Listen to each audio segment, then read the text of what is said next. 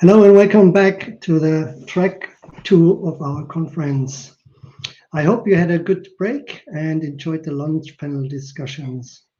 Now, here on track two, we have our next speaker, which is David Serrano. David has been a front-end developer for the past 12 years now, and he's currently focusing on creating frameworks and tooling for streamlining front-end application development. Based on real-world experiences from customer projects, David will talk about the strategies or evolutionary strategy from migrating from monolithic solutions to micro frontend based architectures. He's also sharing an end-to-end vision on migrating from designing the architecture up to the deployment. Furthermore, David will share thoughts on his approach, which can be useful for enterprises and might be even a first step towards migrating to a microservices architecture. So please welcome David on the stage.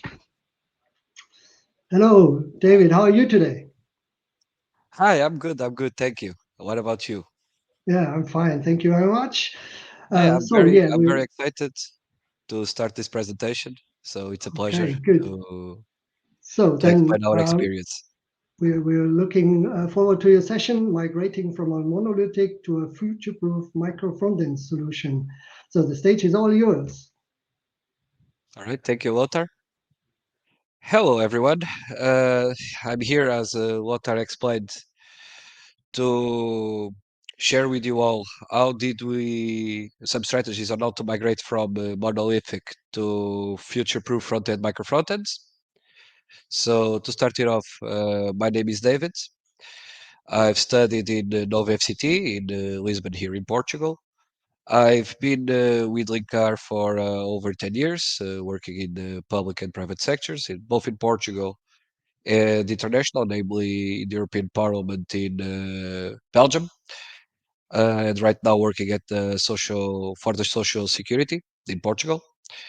I've been dabbling with micro frontends, React, Vue, JavaScript, TypeScript, Node.js, Vite, and a bunch of other technologies. What I do in my free time is playing Super Smash Brothers Melee. I play Peach, Modern Tetris, and on the side I do some strawberry farming. So here are some of the strawberries that I have. Now, a little bit about Linkare. So we have been working with clients from different challenging business sectors for over 20 years. For 20 years, from big companies to startups belonging both to the public and private sectors, located all over the world. We build specialized teams to work together with these clients and help them being one step ahead while growing sustainably. Being people, one of our core values and pillars of our vision, we strive to ensure that our consultants' experience is a fulfilling experience in Linkar. This mindset enables us to be considered one of the best employers in Portugal in 2022. We have our offices in Portugal and Belgium, and from there, we deliver our projects for clients spread across many different countries. Now, what have we done regarding microfrontends? So, since 2018, we started microfront development, and we haven't stopped ever since. As mentioned, we work both in the public and private sectors, both nationally and internationally, and we do development from scratch with some frameworks and applications, as well as system migrations. Namely, we did JSF and LiveRay. So, we're going to talk about what's the problem, how microfrontends fit in the picture, how do we package it all up, and what do we currently have working. So, the solution state. Well, what is the problem? Well, when we deal with monolithic frontends, we end up with monolithic code bases where a bunch of people work on the same big code base. We can depend a lot on server-side rendering, stuff like JSP, ASP, PHP, LiveArray, and so on and so forth. We carry huge do-it-all frameworks, for instance, Prime Faces, in the case of JSF, and library itself is quite big. And we have lots of independent features, which is kind of hard to deal with because we can have a bunch of forms that interconnect with other forms, and that can be troublesome in terms of what are the in separation of concerns and such. So with outdated tech, we also have the problem of some shortage of human resources, and because of the server-side stuff, we can have too much overhead on the server side, which causes growing costs of maintenance, not just code, but also the infrastructure, as well as some scalability issues if we are dealing with monoliths. So we in the projects that I've been working on, we went for bit by bit an evolutive approach. So instead of doing it all at once, we do it bit by bit, keeping the old stuff working as well as the new stuff side by side. So when we want to have legacy tech and JavaScript framework working together side by side, we have the following advantages. So we can keep the current solution with this approach. We can keep the current solution working with legacy tech stacks, think ASP, PHP, JSF. We can do the incremental migration while keeping the old stuff working. And this allows for some time for the developers to adapt to new and modern frameworks. So when we are working in the context of a big company with lots of features, like in the public sector, you see that a lot. We need to let the developers learn the new stuff and separate them from their old ways. The disadvantages and the hard part is keeping the same UI. So if we are using an older framework, we need to give it a coat of paint to make it similar to the new libraries that we use, namely Bootstrap, Tailwind, and such. We need to trick the user into thinking that it's still the same application. So we need to navigate seamlessly between pages and functionalities from the old to the new. And another troublesome part is to maintain the state between page transitions. So when we are on the server side, with server side rendering, pure server side rendering, as in the case of ASP, JSF, PHP, they keep the state in the server. And when we use modern JavaScript frameworks like SPAs, the state is kept in the browser, and we need a way to synchronize all that. So let's touch how Micro Frontend serves us on this mission of migrating bit by bit. So in our case, we chose single SPA, so which is pretty much a JavaScript router for front-end microservices. So with these front-end microservices are the micro frontends or micro applications using single SPA parallels.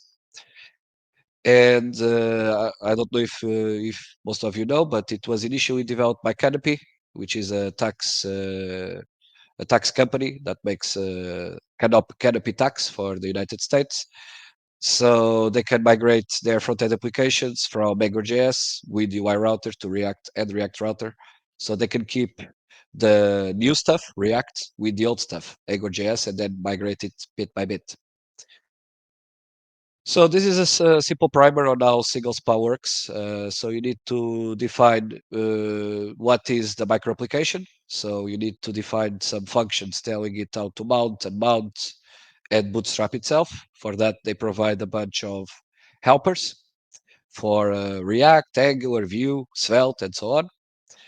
Then after defining our micro application, usually with a single SPA helper, we tell single SPA about its existence by registering it. So to register the micro application, we just need the name, a symbolic name, let's say, or a bare specifier.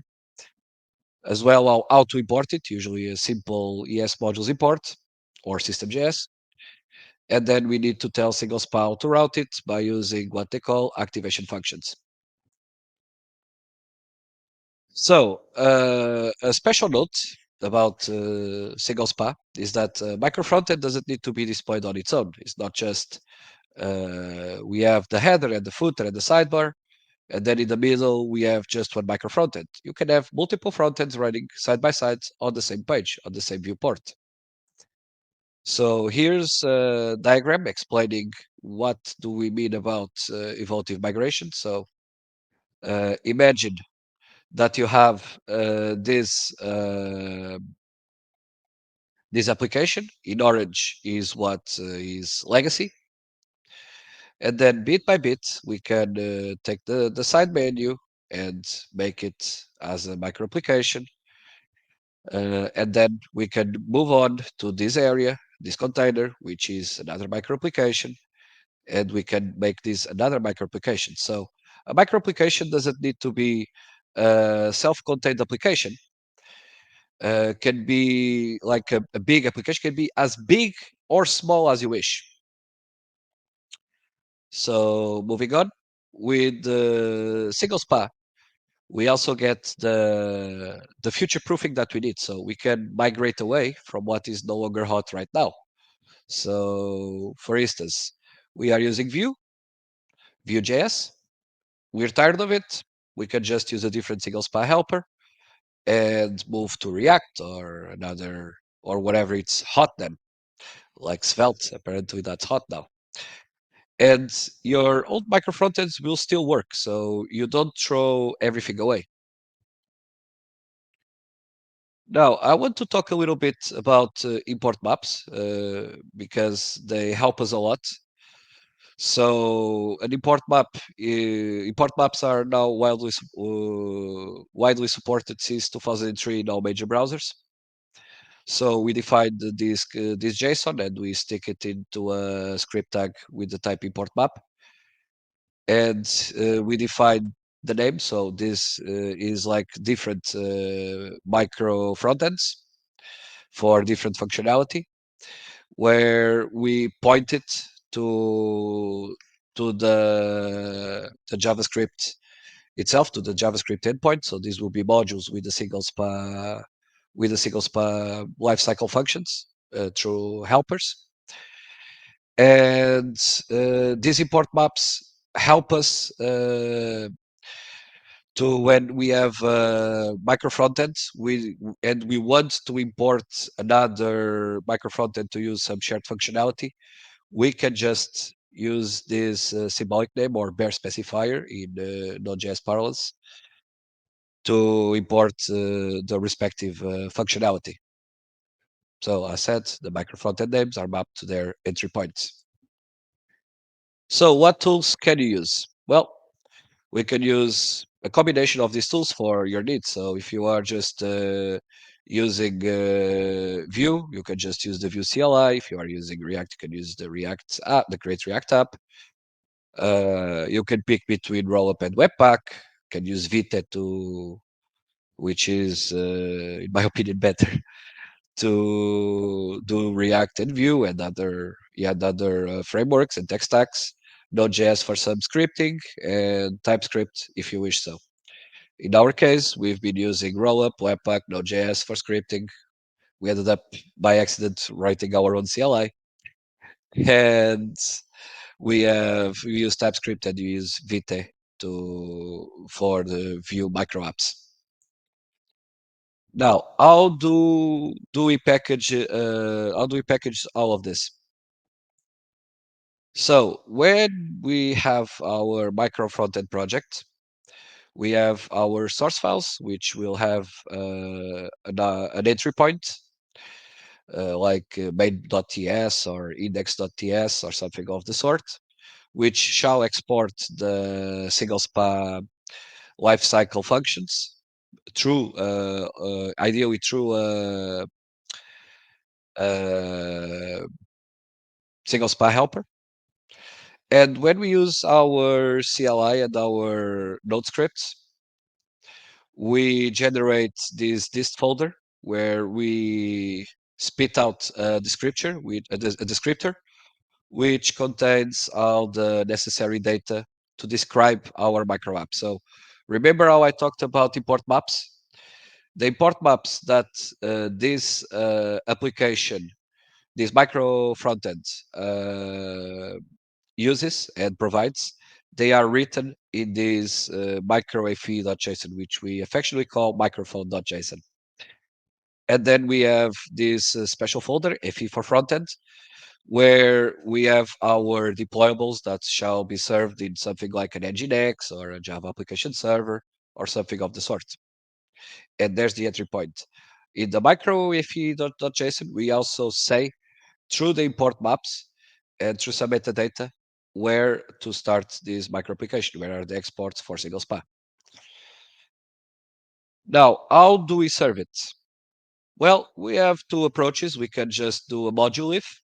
So we can put the micro frontends, which is just web code like JavaScript, CSS, and so on and so forth. And we can put our backend specific codes for the different businesses.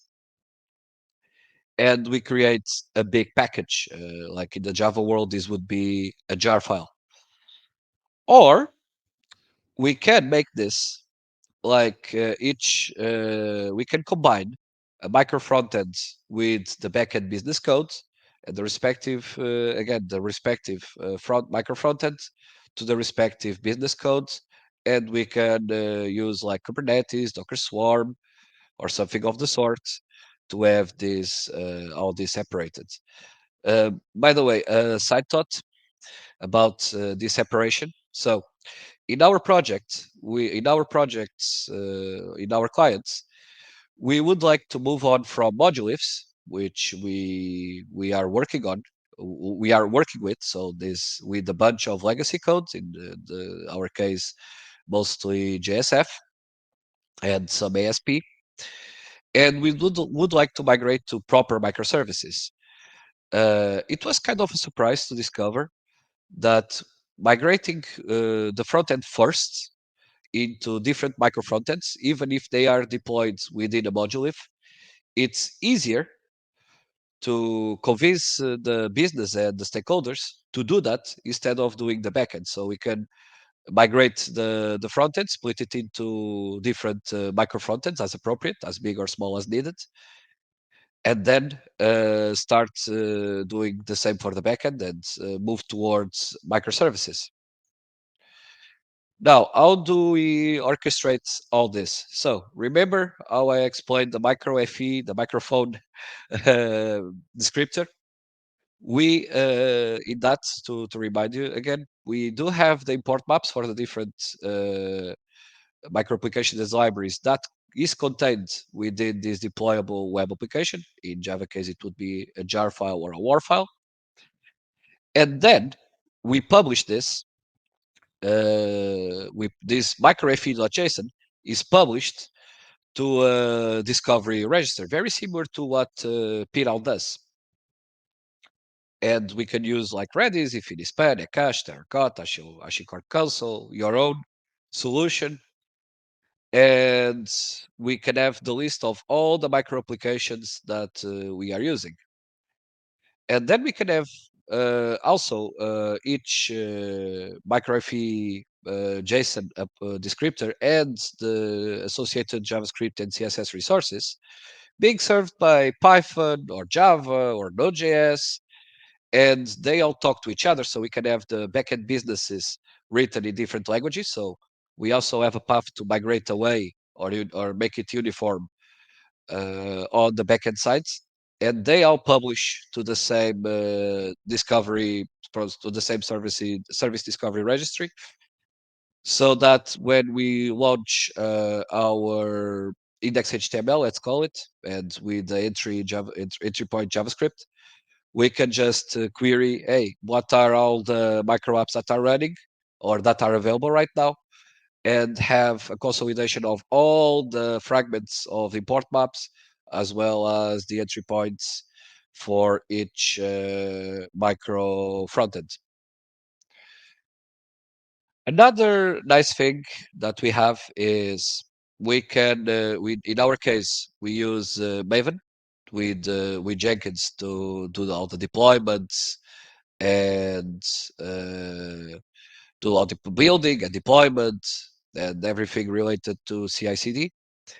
And it's quite easy to, in the Maven case and Gradle as well, to integrate npm, yarn, pnpm by using, in case of Maven, a Maven plugin called frontend Maven plugin. So we can easily integrate npm and yarn, which JavaScript developers are used to use with the Maven build tool and the Gradle build tool. It's very easy to do this integration. Now, a little bonus track here about how to keep state, because we briefly mentioned that in the beginning of the presentation. So, how did we solve the state passing and state persistence between old codes that is generated server side, and how did we solve this issue? So in our case, as mentioned, we have a huge code base of JSF, and sharing the state between both, it's quite hard. So we have we have the faces uh, code base, which keeps all its state in the server. By state, I mean when you are in like a wizard with a bunch of forms, and in social security the forms can get quite big with different steps. We need to keep this state in the server because that's how it's done.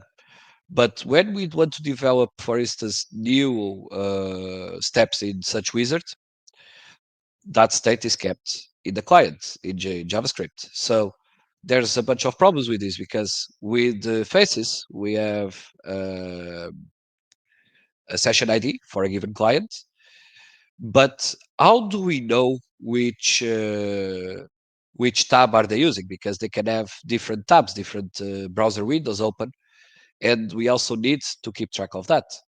Well, we just use some magic, let's call it like that, using like hidden fields on the HTML that's generated by faces to know which tab is open right now for a given session, which points to the user session, like login and tokens and such. So the algorithm is like this. So we can start navigate to faces page, which has the state living on the server. Then, when the user presses submit on this wizard, on the form, on the first step of the wizard, let's say, we set the state. So we store it in the server. Then we navigate away with JavaScript to our HTML to an HTML page that is also generated on the server, but this time loads up the JavaScript needed to carry on with the rendering of the micro application or the set of micro applications needed. So we fetch this stored state. The JavaScript does its thing, the user do their thing, they fill in the form, press submit, and then we post it to the server. Then the next step happens to be in faces. So when we are done with the submission here, we navigate to the faces page, which regenerates everything. There's no escaping to that. So before rendering the faces, we get this posted state again, and we render the faces page. So we can start on a JS page or on a faces page, and this flow will work.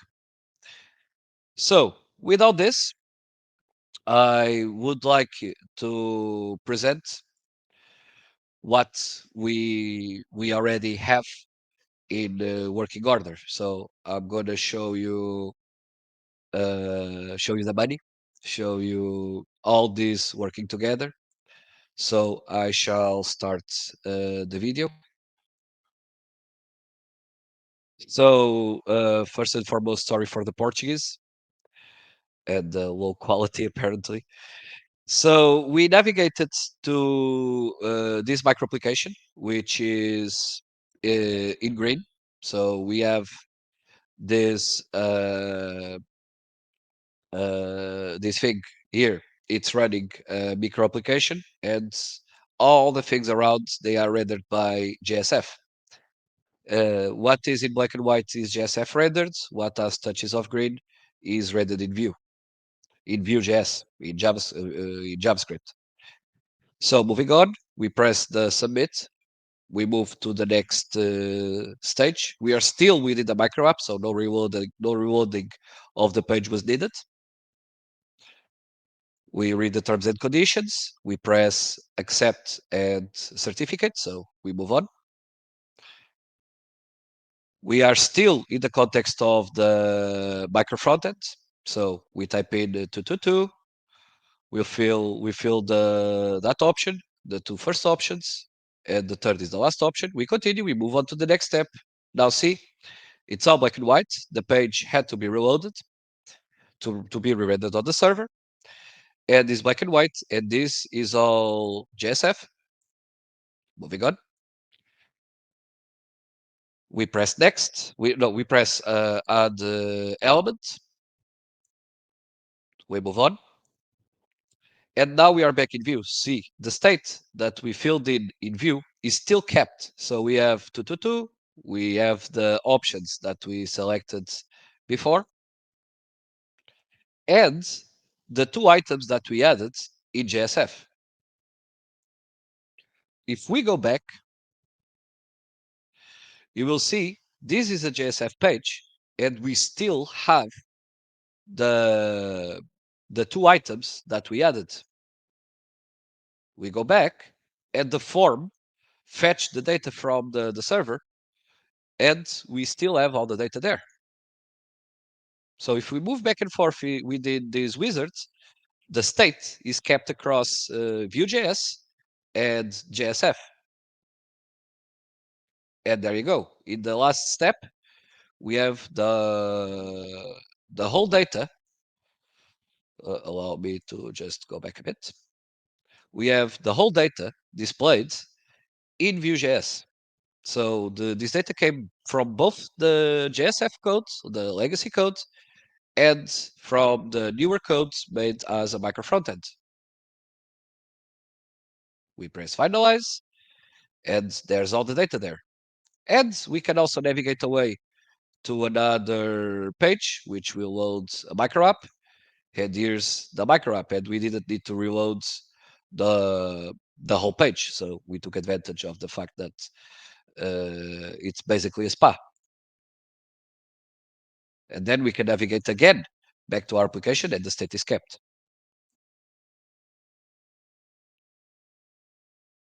So going back to the presentation, I would like to know if any.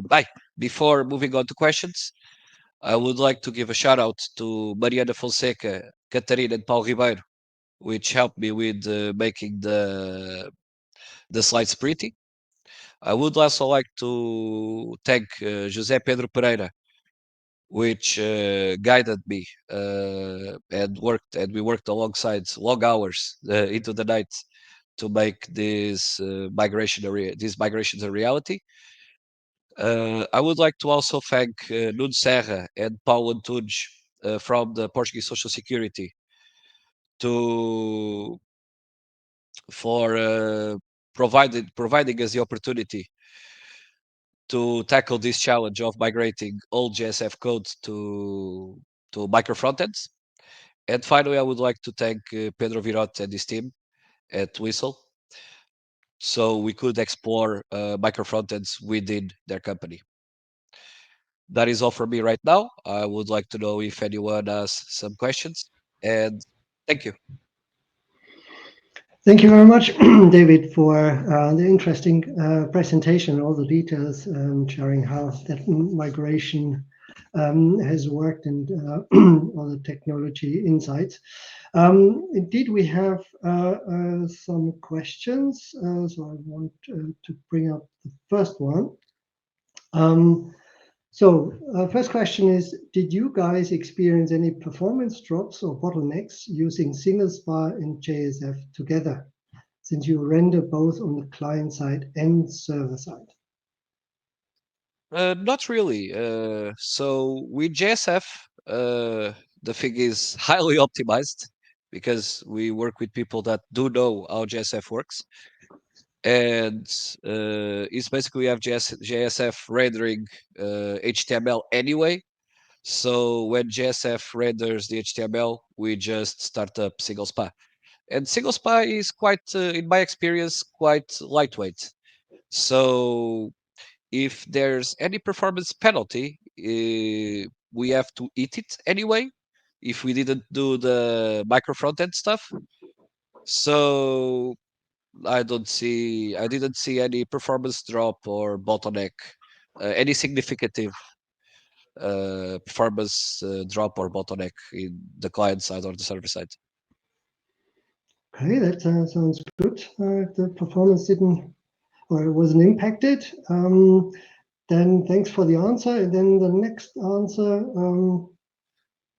is regarding state management. How do you maintain the delay in accessing the state to render the content? Well, we try to do as many things as we can on the backgrounds, and we cache all we can in the background. So we use async and publish as shown on the slides.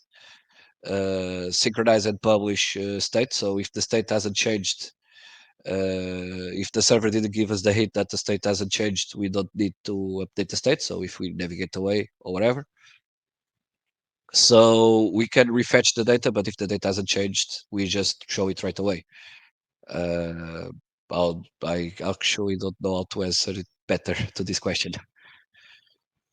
Okay, thank you very much. But thank you for the question. Then the next questions, what were the reasons you chose single SPA instead of a module federation, where both technologies are exchangeable? Well, I would go further, and both technologies are combinable. So you can combine module federation with single SPA. In our case, we don't use module federation because the part that we were interested in module federation was for vending purposes. So if we are all doing everything in React or Vue.js, I would like to use the same instance and the same library, so we don't have big micro application bundles.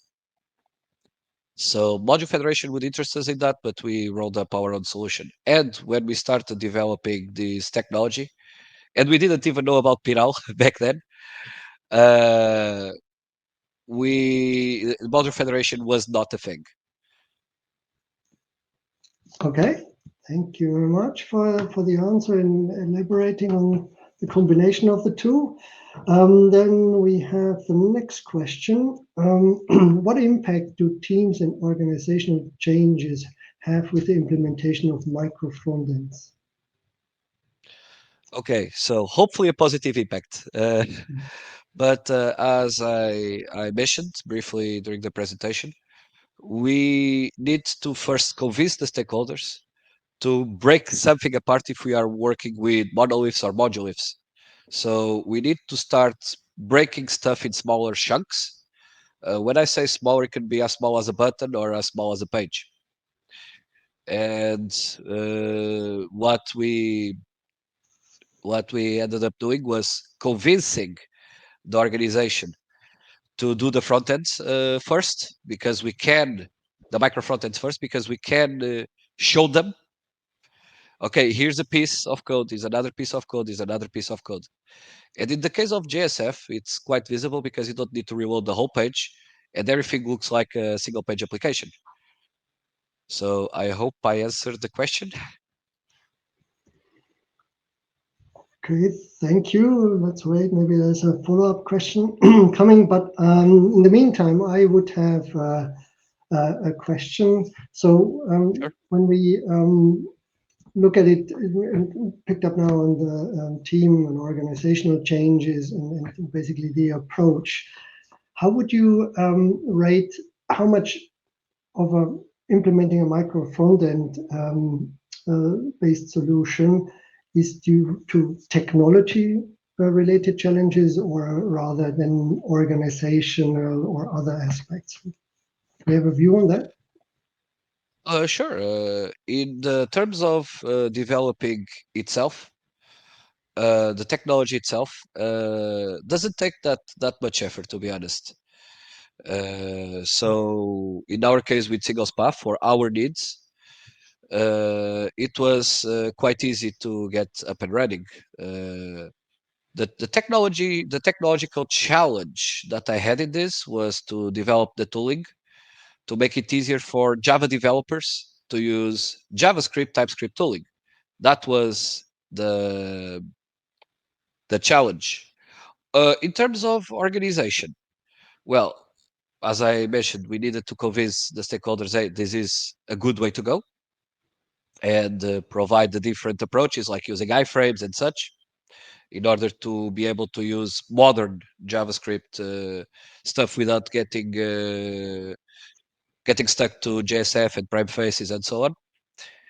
So yeah, the technology part regarding micro frontends, it's not that hard in the front end part of things.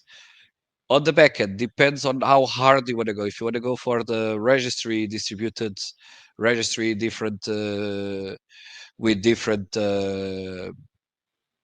languages and frameworks, that yeah can be a challenge, but you need it to do bit by bit, not all at once. Okay, thank you very much. Then we have another question. What was the business drivers to move to micro frontends? That's the first part of the question. Okay. And why JSF? I would like to Oh, address the second part of the question first. So JSF is getting a bit old and soon enough will become unsupported. So if you want to use the latest and greatest, JSF is not so viable right now. And also because if you want to hire people and you say, hey, we are a JSF house, maybe we don't hire a lot of people, especially on the front end side of things, because they would rather use the new stuff like React, Vue, maybe Angular, and so on. So the to move to micro frontends was not so much for business, let's say. It was more for to appease tech programmers and developer frontends so they don't get stuck writing JSF. Yeah, because JSF was working fine and it was optimized and it is optimized. But if you want to use modern stuff easily without using prime faces and being fully dependent on server side rendering, after evaluating the different options that we had, which is Big Bang or resorting to iframes. So we have like the rendering around made in the JSF, and then we stick an iframe running the micro application, which is a solution, but wouldn't be so good because we would end up with flash oven style content because controlling the behavior of iframes it's tricky. So we ended up going to microfrontends because they solved our problems. okay, good. Then thank you very much for your answers. At the moment, we do not have any further follow-up questions. If there are questions coming up later on, we still have the coffee break interactive channel later on, where basically the team there, we can also then cover one or the other question. So David, thank you very Yeah, much for your presentation. thank you, And Wolfar. Was a pleasure to share the knowledge that we acquired with this micro frontend journey.